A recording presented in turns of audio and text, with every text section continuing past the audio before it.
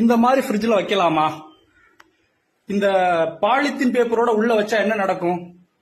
இப்ப சொல்றோம் இல்லையா, பிறந்த குழந்தையில இருந்து வயசானவங்களுக்கு முதற்கொண்டு 100ல ஒருத்தருக்கு கேன்சர் வருதுன்னு. அதுக்கு இது கூட ஒரு காரணம். அப்ப இதை எப்படிதான் மெயின்டைன் பண்றது? வீடியோவை கடைசி வரை பாருங்க, தெரியும். இந்த மாதிரி நீங்க பாலித்தீன் பேப்பரோட உள்ள வச்சீங்கன்னா அதிகமான குளிர்லையும் வெப்பத்திலையும் இந்த பாலித்தீன் பேப்பர் டயாக்சின் அப்படின்ற ஒரு வாயுவை வெளியிடும். டயாக்சின் தான் நம்ம உடம்புக்குள்ள அந்த உணவுப் பொருள் மூலமா உள்ள போய் கேன்சரை உருவாக்குது. அப்படிப்பட்ட இந்த டயாக்சின் இந்த பாலித்தீன் பேப்பர்ல இருந்து தான் வெளியில வருது. இது மாதிரி பயன்படுத்தாதீர்கள். பாருங்க, இப்ப என்ன பண்ணுங்க, ஃப்ரிட்ஜ்ல காய்கறிகள் எல்லாம் இந்த மாதிரி சில்வர்ல போட்டு வச்சீங்கன்னா அந்த டயாக்சின்ற கேஸ் உருவாகாது. சோ நோயின்றி வாழலாம். நம்ம இந்த ஃப்ரிட்ஜ குளிர்சாதன இதை பயன்படுத்துறதே தவறுதான். வேறு வழி இல்லை.